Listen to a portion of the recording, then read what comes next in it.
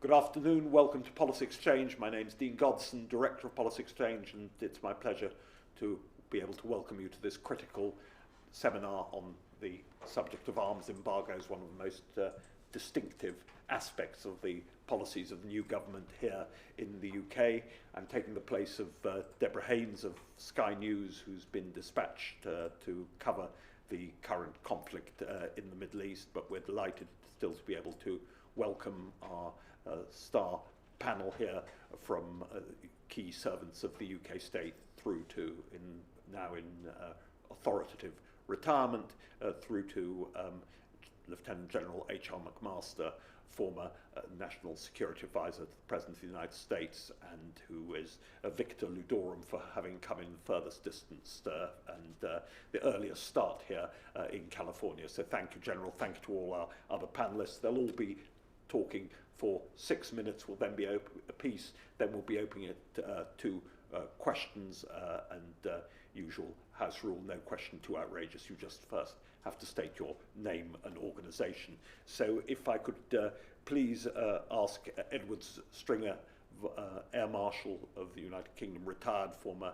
head of the Defence Academy, now senior fellow Policy Exchange, to commence proceedings. Ed, 6 minutes. Well, Dean, thank you very much. And welcome to distinguished fellow panelists and the audience. I'm not going to cover the legal side. We've got people here who know much more about the legal side than I do.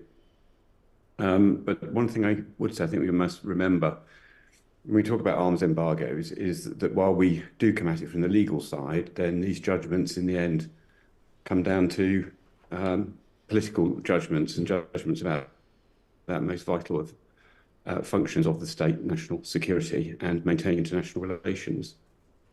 And I think they're vitally important for countries such as the UK, the US, and all our allies here, because exactly of that alliance. And alliances are always maintained on the basis of mutual trust, which is why those who are members of NATO, officials of NATO, or just connected with it, you will always hear talking most robustly about keeping the centre of gravity of the now 32 nations together and making sure that as much as possible they move in lockstep, because if there is no confidence at the heart of the alliance, then the alliance will fall apart. And we all rely on each other when it comes to arms production and the flow of arms during the conflict. And that is something, when we're distanced from real war, that I think we forget. And Ukraine should be reminding us at the moment of that very salient fact. Just as supermarkets are nothing but very, very well maintained, efficiently maintained supply chains with a shop at the front, actually a war-fighting polity and socio-economy is a very well-maintained supply chain across an alliance with some military people at the front of it.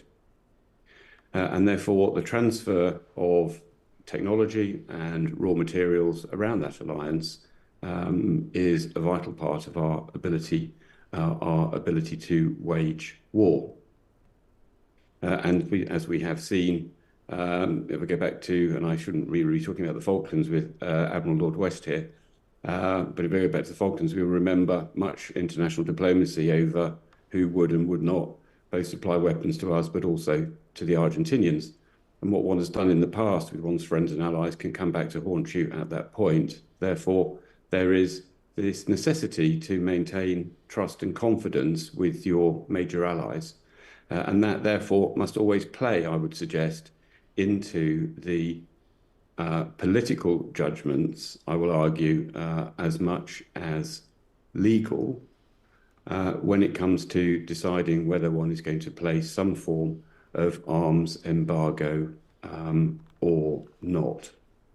So my point here, I suppose, to sum up my opening comments, is that the UK's armed forces could not conduct its operations without relying on a network of trusted allies with whom sometimes we may or may not agree over all matters of foreign affairs or international policy or national security matters, but when push comes to shove, we will rely on them. Therefore, we have to be very careful about decisions that may look convenient in the moment, but may come back to haunt us over time. And I would always argue to shade on the pragmatic side when it comes to making decisions, and to always take into account the reality of international politics when talking about arms embargoes one way or another. Thank you, Dean. Thank you. Thank you. Admiral Lord West, former Security Minister, former Sea Lord. 6 minutes, please, from you, Admiral Allen. Can you hear me? Can you demute yourself, Admiral Allen? Hang on a sec. Sorry for that. We hear you loud and clear. Can you hear me? Good. Loud and clear. I see you kicked off with the military. I mean, the way I would tackle this is clearly, if there is a clear case and legally one can show that a country is committing war crimes, then I think there's almost no issue about whether you should continue to give them your weapons if they're using those to carry out war crimes. But it's never as clear as that. As Edward said, these things are not at all clear. I mean, clearly we try and stick by the letter of the law, but the letter of the law doesn't cover these things exactly. If you look at what has been said about these, I think 30 items we're no longer selling to Israel, and it's on the basis that it's considered, as I understand it, because we haven't seen the legal judgment, that there's the possibility that they might carry out war crimes.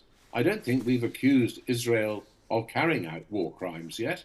So it's not at all clear. That's not at all clear. And as Edward says, these things are nuanced. It actually becomes a political decision. Are you trying to give a message that you don't like actually overall something they're doing, or are you being precise in legal terms on an act that has been conducted? He mentioned the Falklands. I mean, classic there was the Belgians not providing us with 150mm ammunition. I mean, you could hardly have accused the UK of war crimes in the Falklands. They stopped doing it before we actually were fighting down there. So clearly it was a political decision, and they were making a statement about a much broader statement. And I think we need to be very careful of exactly what messages we're giving across, because the need to be able to provide weapons to each other, because nowadays weapons are so complex, you will find little bits and pieces come from several countries in a complex weapon system, and you need them to protect yourself for defense. And one's entitled to a right of self-defense, as Israel is, and you're quite entitled to use weapons you've been provided with to do that. And I think we've come quite close to the line on this decision on Israel. It's not where we're almost making a judgment beyond. I know it was said, oh, this is absolutely clear-cut and this is a legal decision. I'm sorry, I don't accept that. I don't think it is. I think there's a nuance there, and that nuance can be used, and it's like the other message that's been given, and maybe it shouldn't. It's very dangerous, because once we start playing games with this, it is very damaging for our alliances. It's very damaging for our relationships with key friends. We've had this issue with the Saudis over the years, for example. We've had this issue with the UAE. These people, I mean, the Saudis are very, very important to us in the Middle East. They're very important for the security of the Middle East. They're very important as a bastion against Iran. We have to be very careful how we play, I'll call it loosely, play games in terms of provision of weapons. And I'm very nervous about it. But I think I've said enough. I'm not going to bang on any further than that. But that would be my point, Dean. Thank you. Thank you so much, Admiral Allen. Thank you for that. Guillermo Verdirame, Lord Verdirame KC, leading practitioner of public international law. Can you hear me? Yes, thank you very much, Dean, and thank you. 6 minutes from you, please. Thank you. Yes, thank you. So I will focus on the reasons that the government has given for the suspension of the 30 arms licenses. The government published an assessment that sets out those reasons, which include legal reasons. And I think the distinctive aspect of the government's decision is that they said it was necessary to comply with the law. The standard that the government applied is set out in criterion 2C of the UK strategic export licensing criterion. And that criterion says that the government will not grant a license if it determines that there is a clear risk that the items might be used to commit or facilitate a serious violation of international humanitarian law. The last paragraph of the government's published assessment is very important because it says, and I quote, "It has not been possible to reach determinative judgment on allegations regarding Israel's conduct of hostilities." And the assessment adds, "This is in part due to the opaque and contested information environment in Gaza and the challenges of accessing the specific and sensitive information from Israel." So if we pause here for a second, dozens, perhaps even hundreds of allegations about Israel's compliance with the IHL rules on the conduct of hostilities will have been considered. We know from the judicial review that was brought on the Saudi arms export that in that case, I think hundreds of incidents were assessed. And with the greatest respect to the government's assessment, the complaint that the information environment is contested really does apply to any conflict. I think, if anything, we have more data, more information, more analysis about this conflict than most other conflicts. And what is striking is that at the end of this review process, a review of what must have been very extensive information, the government's own assessment was that not a single instance of violation of the IHL rules on the conduct of hostilities, which are the rules that really matter, was established, whether with or without British weapons. That is the government's own assessment. So how did the government then come to the conclusion that the clear risk threshold had been crossed? It did so on the basis of an inference. And that is also clear from the rest of the published assessment. The government inferred that there was clear risk of violation of the IHL rules on the conduct of hostilities by Israel with British weapons because of Israel's conduct in two areas that do not involve the use of any British weapons: the passage of humanitarian relief and the treatment of detainees. On the passage of humanitarian relief, the government assessment was that Israel could reasonably do more to facilitate humanitarian access and distribution. On the treatment of detainees, the assessment says that the allegations suggest at least some instances of mistreatment contrary to IHL. The assessment also notes that Israel launched investigations into these allegations.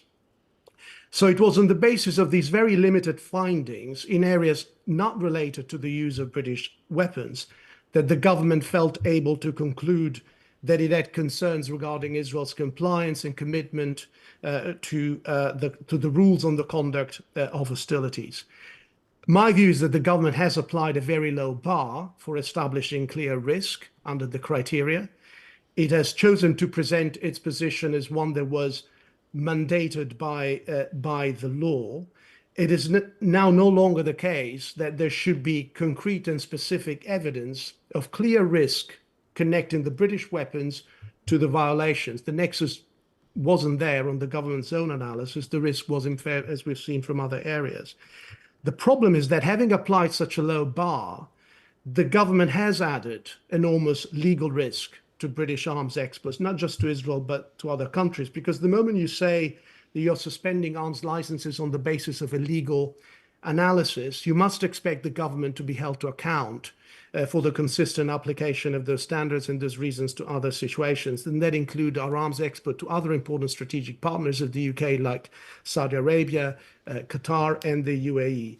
I don't think it will be very convincing at this point for the government to turn around and say, for example, that the allegations about due process or mistreatment of detainees in those countries are irrelevant to the assessment of risk because they concern the treatment of detainees in peacetime. I think, again, applying the government's own logic, the fact that a country is accused of mistreating its detainees, its own nationals, in fact, in peacetime, would have to give cause for concern about their attitude to the treatment of enemies in wartime. On the low bar that the government has chosen to apply. And of course, a number of those countries with which we have important strategic partnerships are also involved in conflicts like Yemen and Sudan, where the fog of war is even thicker, and where there are a number of well-documented allegations about violation of the IHL rules on the conduct of hostilities. So it seems to me that if someone wants to challenge British arms exports, and there is no shortage of people wanting to do so.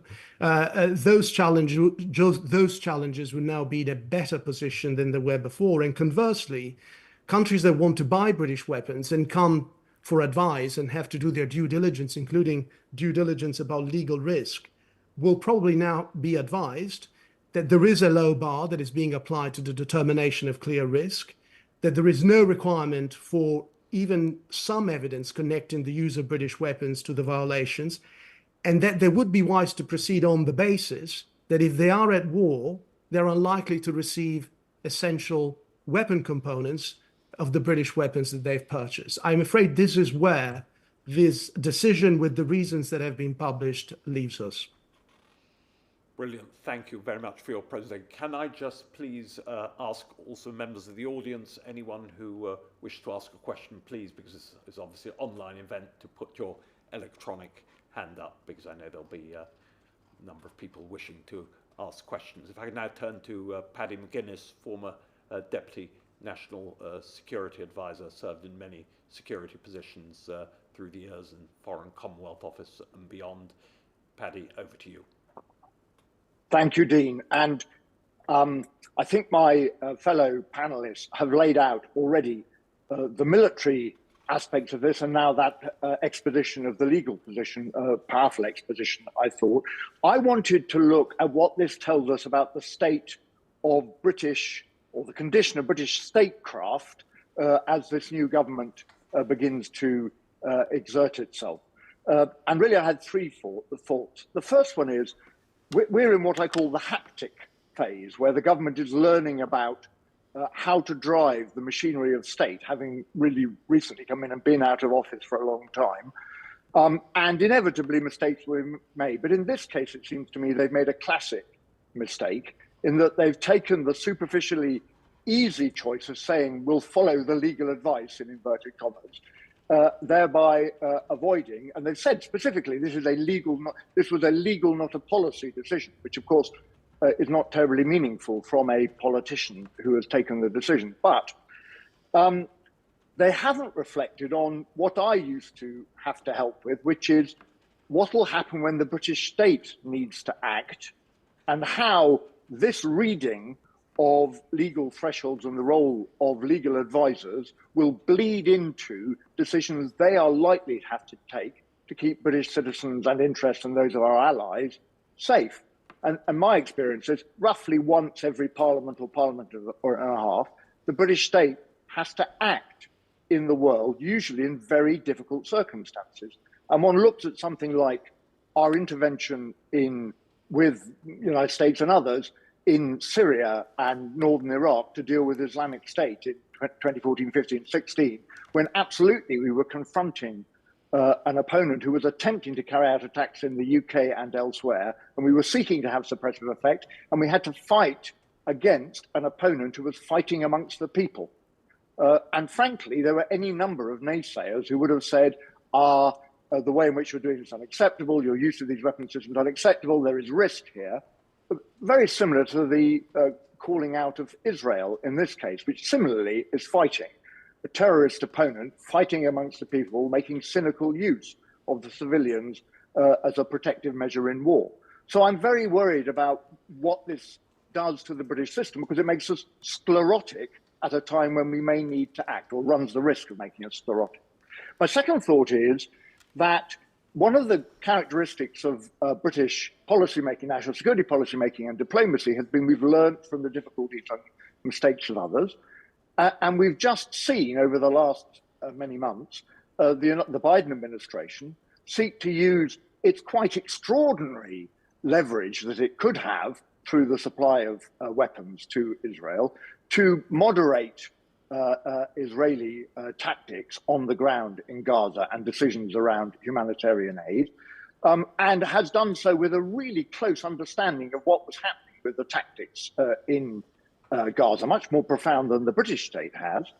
And despite taking some very difficult decisions, found itself unable to have the effect it was seeking to have on the Israeli government. Whether or not we think that was a good effect to have, the toolkit didn't work. So why we would, with a much smaller toolkit, set off in this direction, I'm not really sure, other than for what I would say were performative reasons. And then finally, I do think that underlying all of this is a larger question about whether or not the United Kingdom has a coherent approach to the containment and management of the hostile state that is Iran. Because what we seem to be doing is breaking up by geography, Gaza and Hamas as an issue to deal with, Yemen and the Houthis and Bab al-Mandab as an issue to deal with, Lebanon and Hezbollah as an issue to deal with, the Iraqi militias and Iraq, and indeed Iranian action elsewhere in the world. And each of these as being separate issues to address, when it's entirely clear that for Iran, this is a single large battle space within which they have different actors that they can direct. And that's explicit. Look at their response to the recent events in Lebanon and the way in which they identified as attack on themselves. So by breaking it down, frankly, we weaken ourselves. And unlike Israel, which is in the front line of having suppressive effect alongside the United States, actually taking military and other measures to have suppressive effect against Iran, we're stood back and holding them back. I'm very interested to know how far these various export licenses were considered for the effect they would have, or their withdrawal would have, on Israel's ability to counter Iran. Let's be clear, the United Kingdom is not going to have as much influence or presence in the room with this key partner in facing down Iran as we would have had prior to the withholding of these licenses. Dean, those are my thoughts. Thank you so much, Paddy, and no doubt many people coming back to you and other panellists on those. If I now welcome Lieutenant General HR McMaster, one of America's best-known soldier statesman, author, fellow at Hoover Institution at Stanford, great friend to us. General, thank you for coming in today and just for your wider perspective from the point of view of the UK's closest ally on what this new emerging approach of UK policy is for the United States, for our relationship with the US and for the wider region. Hey, Dean, thank you. It's a real pleasure to be with all of you. And many of the points that I was going to make have been made already. I think what is lamentable about this is the degree to which it communicates a degree of fecklessness that could encourage not only the enemies of Israel, but the common enemy, as we've already heard, which is Iran, who was operating through a number of terrorist organizations and proxy forces to really push us out of the Middle East as the first step in completely surrounding and destroying Israel and killing all the Jews.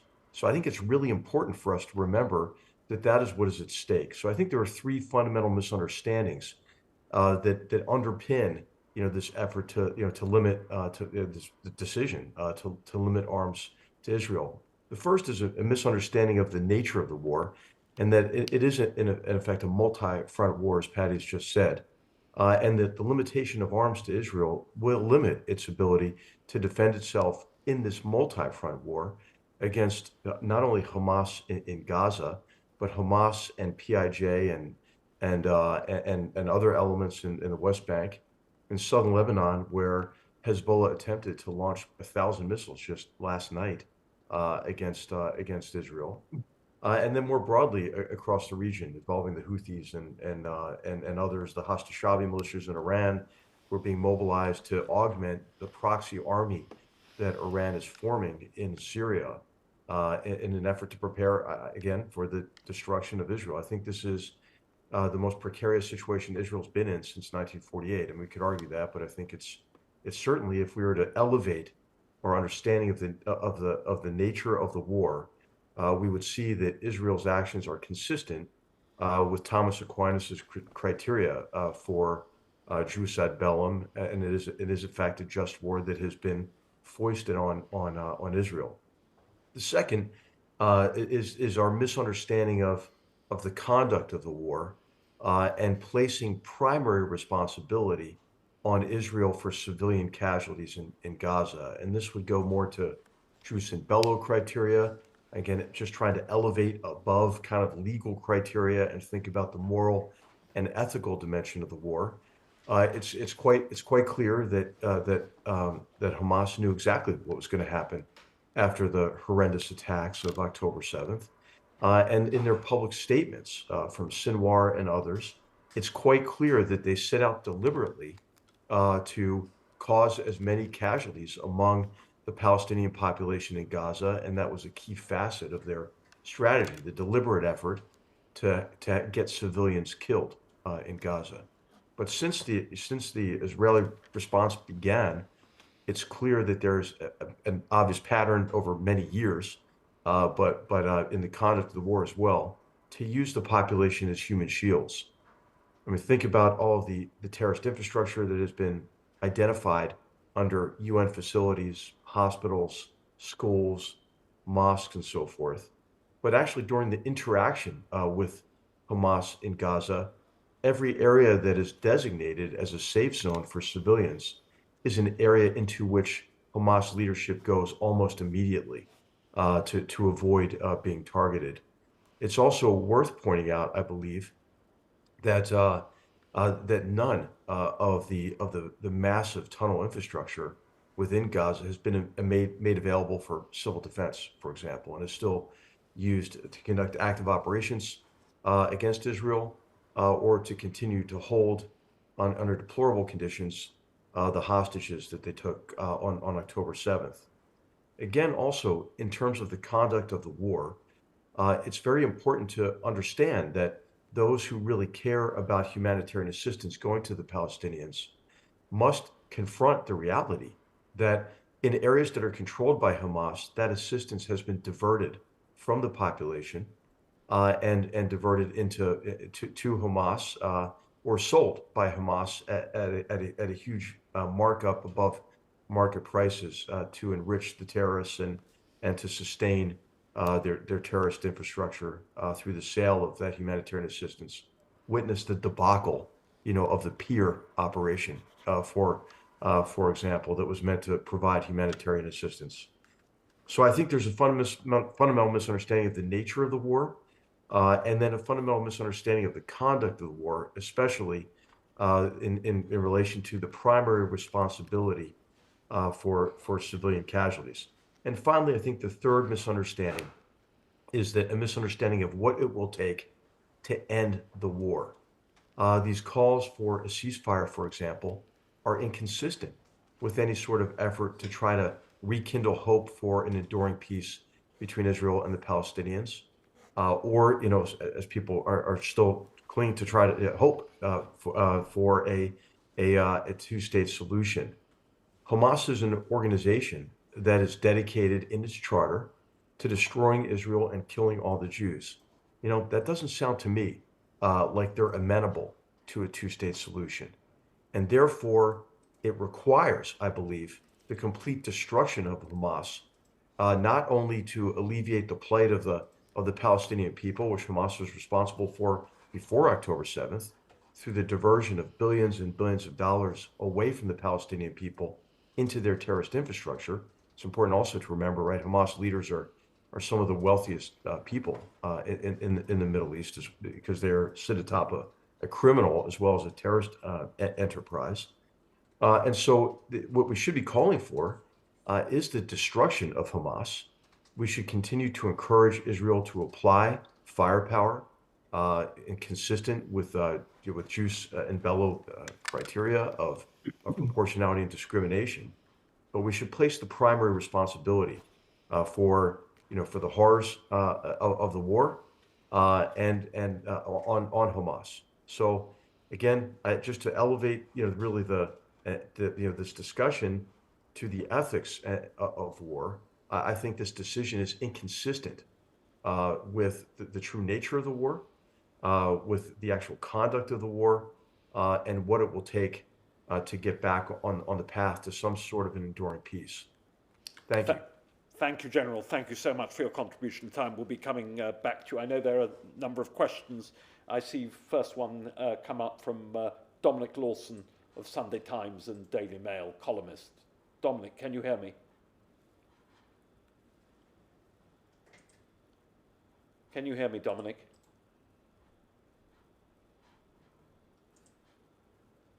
Third time lucky.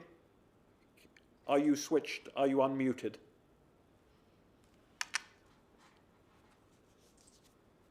Still online. I see John Deverill. I assume it's General Deverill, Brigadier Deverill. Can you hear me?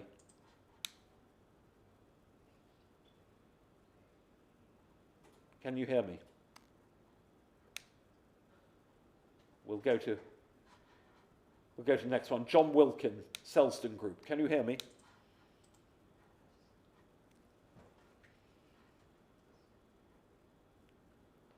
Do we have a difficulty? I see.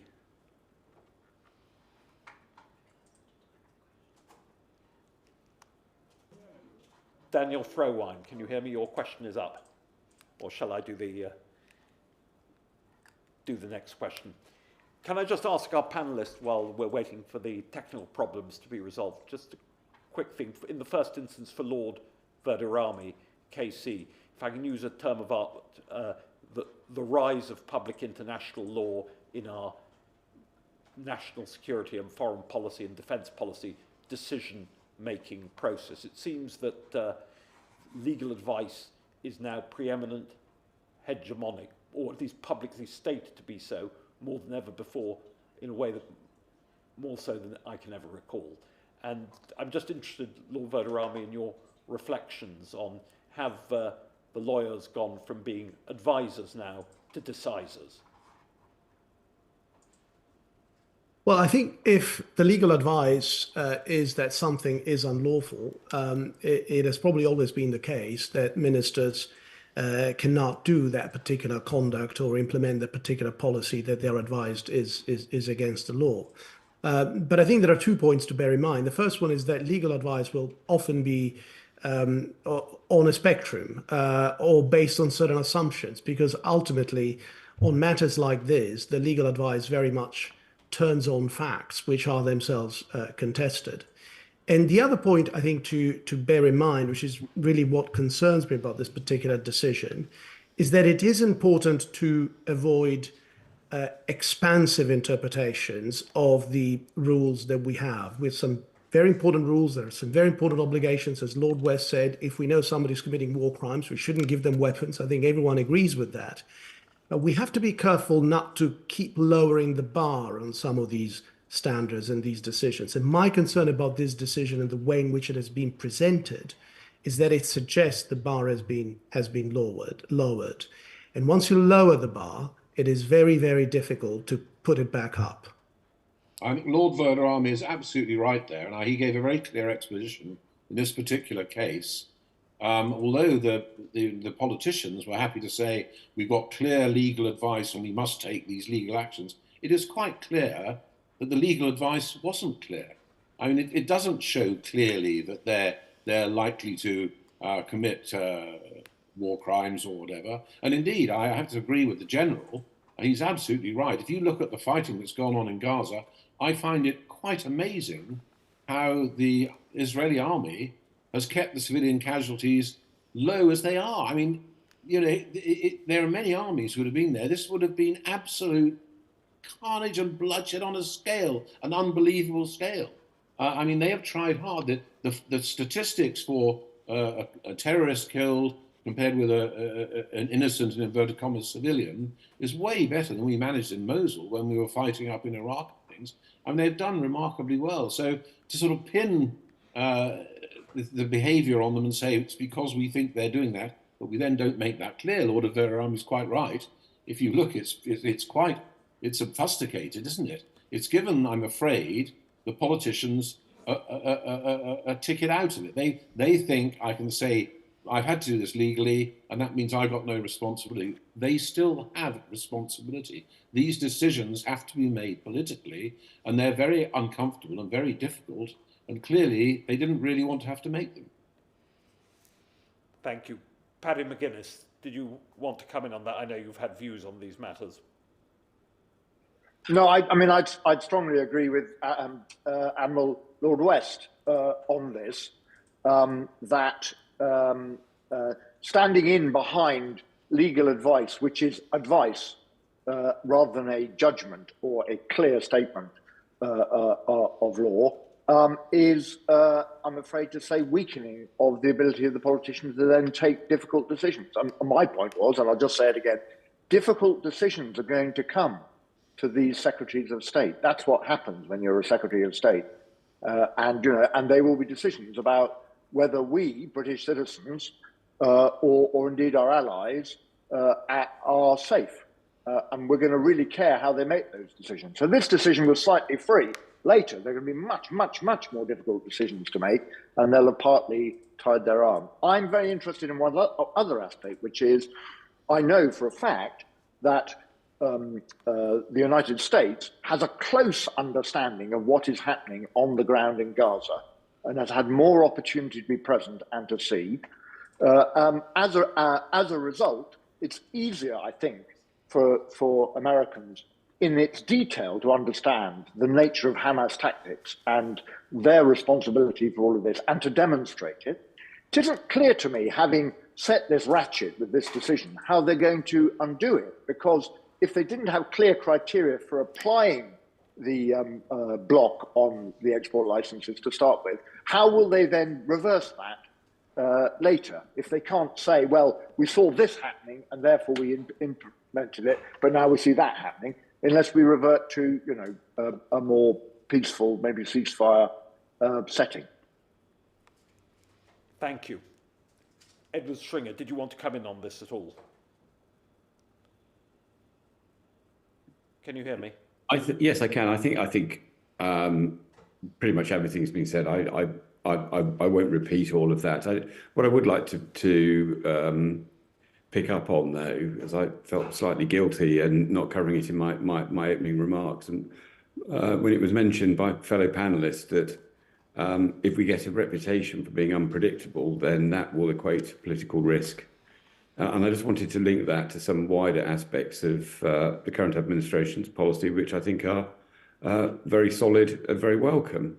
And we've got to look across the whole here and ask whether there's a bit of policy fratricide going on, because I'm very much a supporter of what John Healey's tried to do in re-energising a defence industrial base, a national armaments director, a more strategic conversation about the defence industrial base, and also seeing that as part of rebooting an economy, and therefore, a defence industry which you see the benefits of in using it to strengthen alliances and also create jobs in the part of the country where we don't have them at the moment at rates of pay that are above the norm for the manufacturing sector. All that, of course, a strong economy underpins a strong national security, and we would be strengthening those supply chains that I mentioned in my opening remarks. But all that relies on you being a good place to do defence business. So I would just link what my fellow panelists have said about making sure that you are predictable, that you are balanced, that you are measured, and that you don't take the easy way out in the moment, because you risk undermining something that's vital to our economy, our polity, and our national security. General McMaster, anything to say from a US perspective on that, bearing in mind the intimacy, obviously, of US-UK defence relations?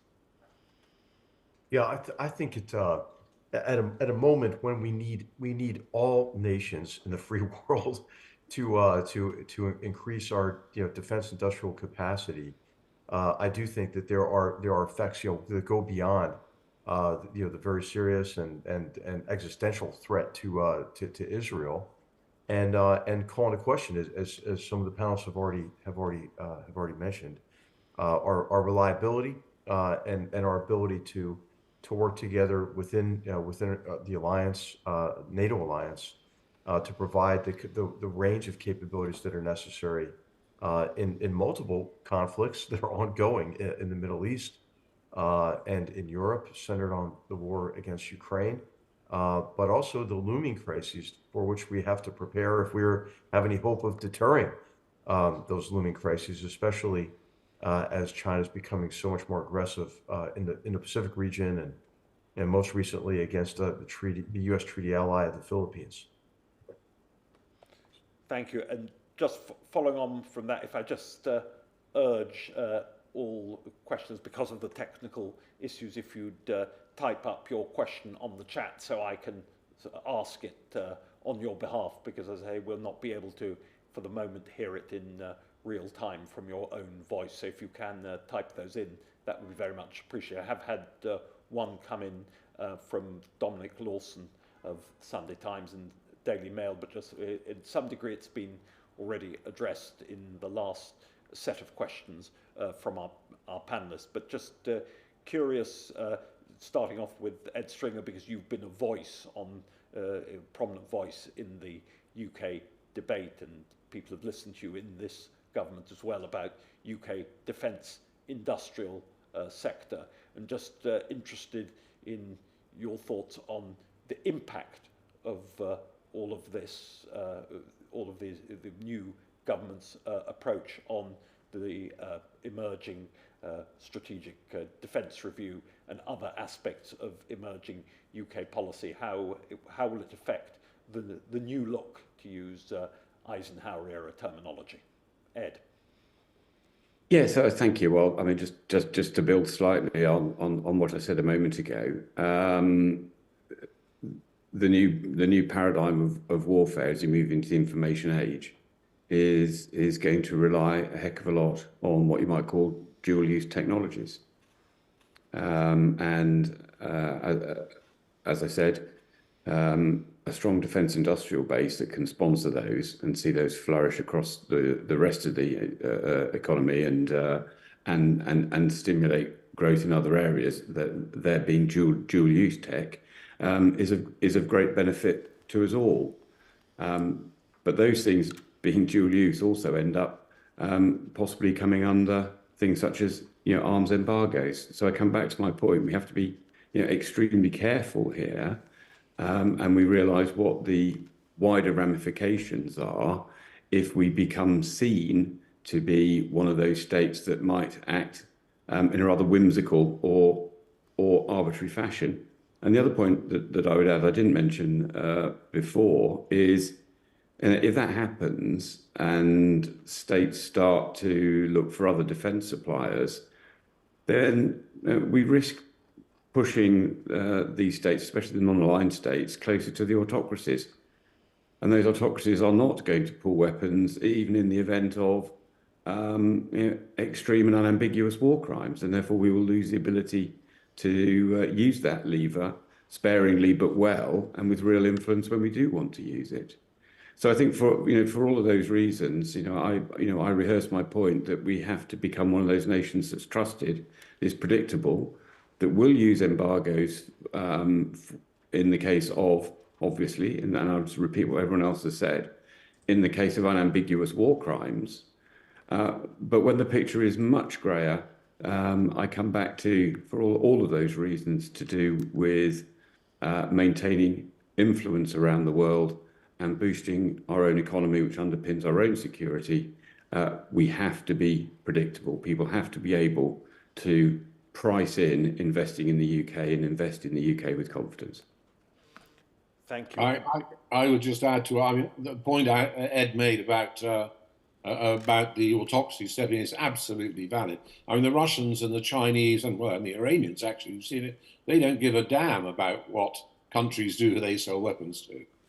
So it's a real danger if we're opening up for them to do this. I mean, there's no doubt, for example, in Saudi Arabia at one stage, there was quite a push because of various pressures for arms embargoes and the like to do with Yemen. And the Chinese were making moves thinking we can get in on this market in a big way. And so we've got to be really careful about this, I think.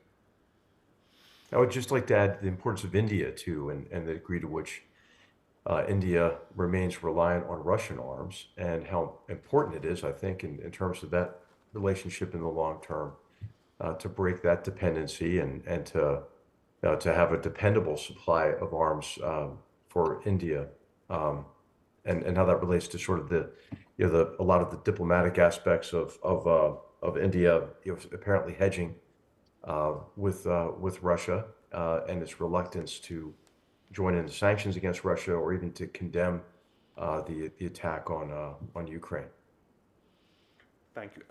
Just Paddy, just because of your knowledge of the Middle East, your many years spent there in government agencies and so on, just your thoughts on the specific of how other countries in the region, a little more sort of granularity on how they'll, following on from Dominic Lawson's question about the whole reliability point.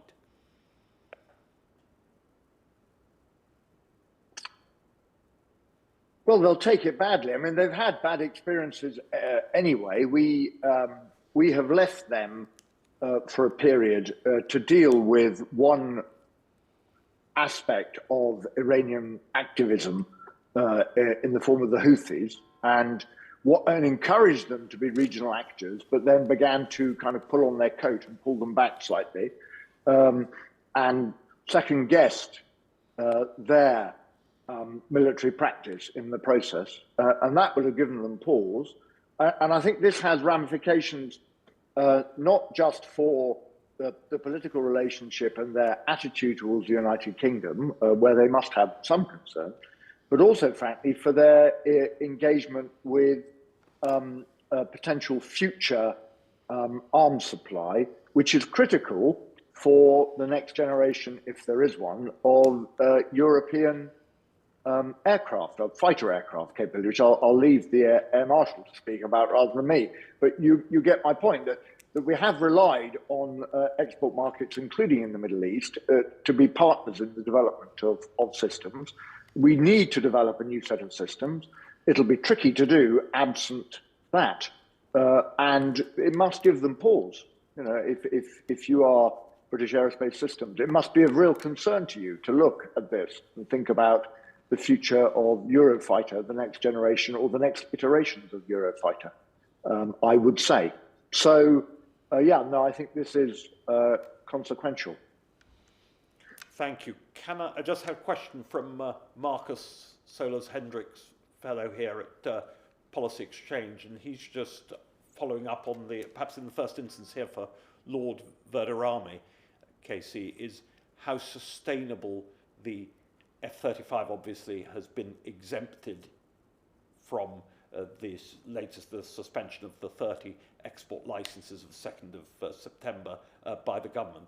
As I say, it's been exempted, but how sustainable will that be legally, particularly with the successes of various campaigning groups in being able to put this subject on the agenda in a number of different contexts through the years? I'd just be grateful for your thoughts on that. Now this apparent precedent has been set, or not, as the case may be. I'd be interested in your guidance on it, Lord Verdirame. We'll find out, because the judicial review of the arms exports to Israel is going ahead. Unsurprisingly, the claimants decided not to stop it in view of the decision to suspend 30 arms licenses. In fact, they feel rather emboldened, I would have thought. And they've also indicated that the F-35 question is very much one that they will seek to challenge. The reason that was given for not including the F-35 was perfectly good reason in terms of strategy and politics and policy. But the difficulty is that the moment you justify your position on the licenses in exclusively legal terms, then it becomes more difficult to rely on a political policy escape route for other similar decisions. So I think that's the difficulty that the government will have to defend its decision on the F-35. And Dean, may I just come in behind that? Very welcome. And just note that that judicial review, and emboldened, as was suggested, begins to become a form of, dare I say it, lawfare. To see if I can prompt the Air Marshal to join in. But of course, the Biden administration is facing a whole set of similar challenges from those who don't think that the supply which the United States has been giving to Israel, including to face down Iran, is lawful or should be permitted. So we do have this. And so when ministers are making, or when these decisions are being taken, it is in that context. It isn't just about the specific license, but it has effect on a wider interaction and ability to supply a state that we need to face down Iran. Thank you. Others? Did anyone else want to come in? And sorry, and the other thing I think is just the sheer complexity of all this. We had this problem, I don't know if you remember, with the Eurofighters, where the Germans were partly involved in it. And they were saying, when we were still not stopping sales to Saudi, that, well, hang on, we don't think you can do this because actually we're part of this and we're not happy for them to go. And all of these things are so complicated and so interlinked. And going even further than that, if you look at Israel and our links with Israel, we have all sorts of very sensitive tiny bits of kit used in our kit. I know from my 3 years as CDI and 3 years of head of naval intelligence, we are really closely alongside the Israelis, maybe not quite as close as the Americans, but pretty damn near it. So, all sorts of other things start being slightly affected. And I don't know necessarily whether these things are thought through. And again, as Lord Verdirame said, trying to wind our way back, having you said that this is on a legal basis, and it's quite clear to me it's not just on a legal basis, because they haven't shown, it's rather like it's my truth, isn't it? There's no such thing as truth. Well, there is such a thing as truth, and that is shown in this case that it's actually not based on that. But it now is very, very difficult to wind back from there. General McMaster, anything on the F-35, obviously critical to both our countries. Any further thoughts on that?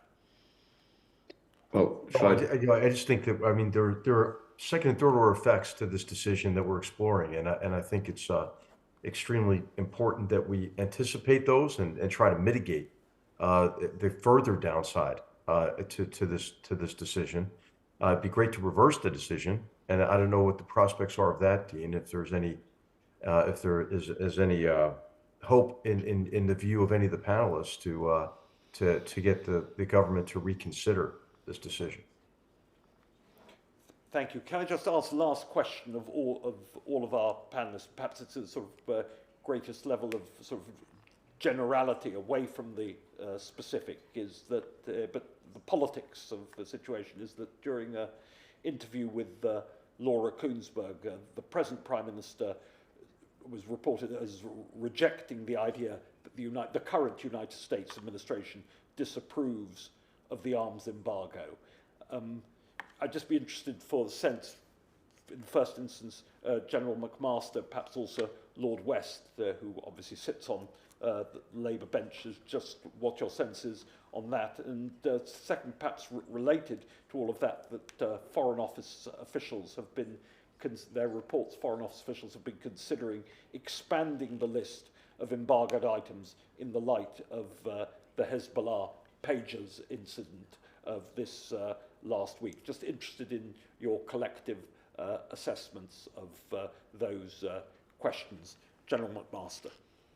Hey, just again in the way of context, I think that sadly the Biden administration has encouraged, I think, this decision through the ambiguity of its position overall on the need for the destruction of Hamas. Those points that I made in the beginning about the misunderstanding of the nature of war, the misunderstanding of really the conduct of the war, and especially primary responsibility for the civilian casualties, and then finally what it takes, what it would take to get back to peace and to get on a path to a better life for Palestinians in Gaza and overall, and what it would take to rekindle any kind of a hope for an enduring peace and a two-state solution.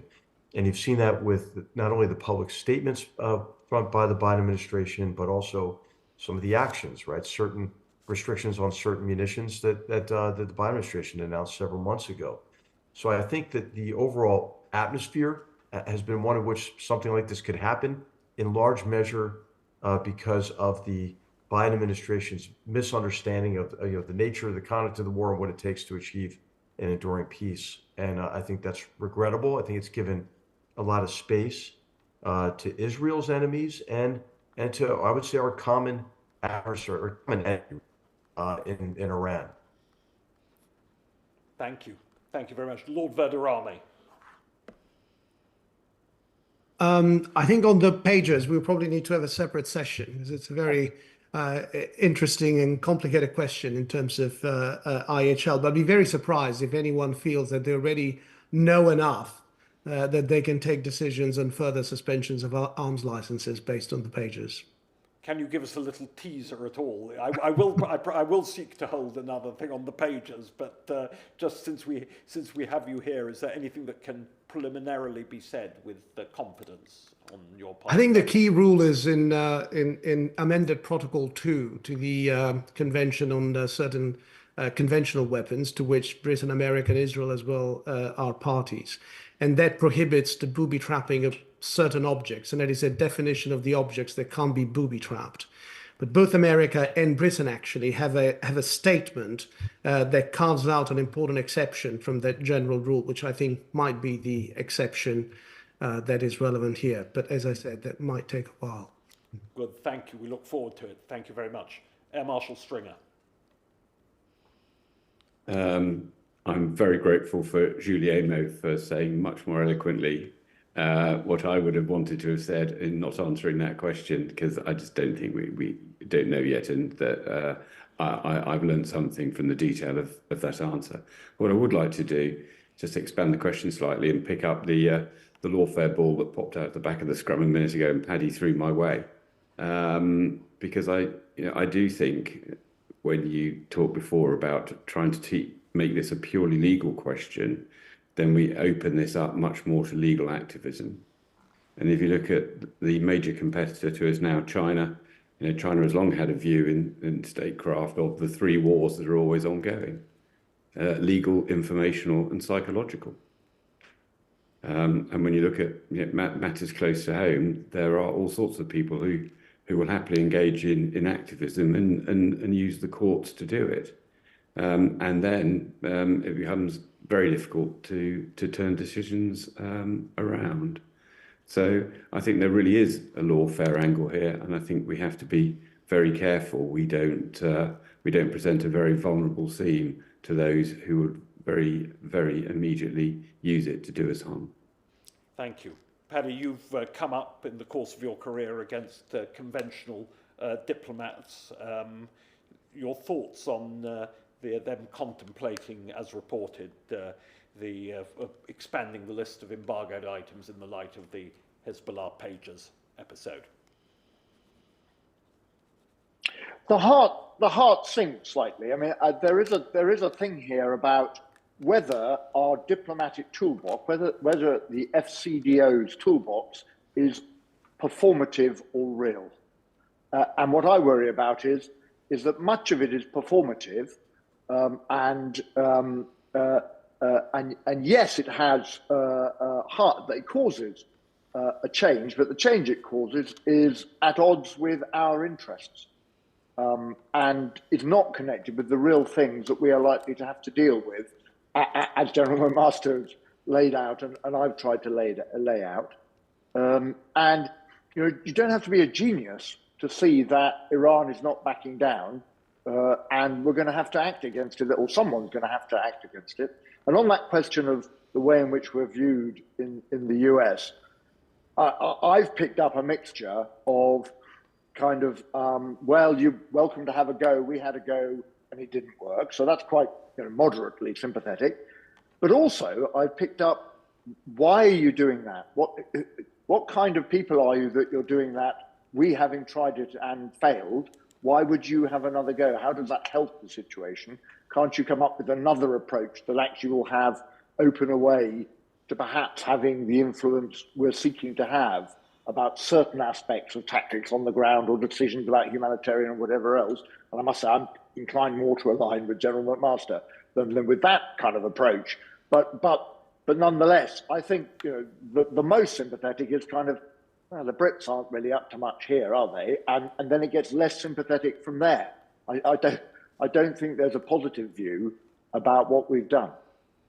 Thank you. Admiral Lord West, you're, I think, the only person here who not just has operational national security experience, but you've also had to answer these questions from the front bench as security minister in the time of the last Labour government. I'd just be interested in your thoughts of, bearing in mind, for example, that the present Prime Minister was critical of, and President Foreign Secretary critical weapon sales to Saudi and other Gulf countries. Just how much you think, looking at it, government isn't always joined up in any party, as we know, just how much thought they've actually given in advance to this line of policy, which you know, spools out in all kinds of unexpected ways, perhaps.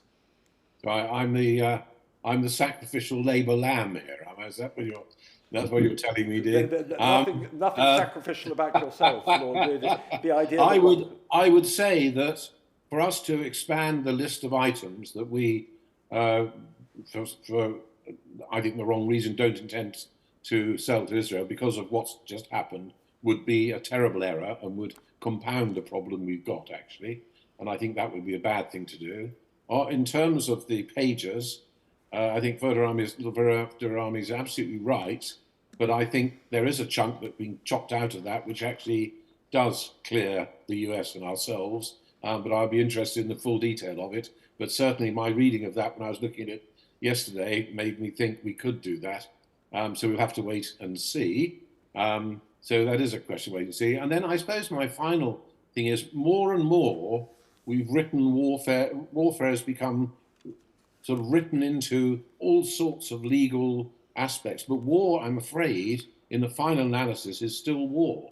And war is bloody awful. It's bloody and nasty. And you know, a number of us here have been in it. And if you're in it, it is that. That's what it is. And sometimes it's very difficult to keep tight control on it. And to pretend you can is stupid. And so I just think one should always just have a sense of realism about some of these things. And as I say, I do slightly despair about the fact that we have said now we're making decisions on a purely legal basis. It's that, I believe, is a cop-out of the politicians. I certainly, if I was sitting on the front bench, I wouldn't have done that. Because it is much, much more nuanced than that, much more nuanced. And I think that's been clearly shown by the panelists today, that it's much more nuanced than that. And I think that's important to remember. Brilliant, thank you. Outstanding presentation from all of our panelists. We're always delighted to be able to tackle these hot button questions here at Policy Exchange in the very timely fashion, and we'll certainly be coming back to this, certainly given us much food for thought, piqued our curiosity, and you'll be hearing from us again. So please join me in thanking our panelists. My apologies to anyone who, for technical reasons, couldn't come in, but please send in any further questions you may have, and we'll gladly pass them on to our distinguished guests. So thank you from all at Policy Exchange, and look forward to welcoming our panelists back again very soon in the near future. Thank you. Thank you, Dean.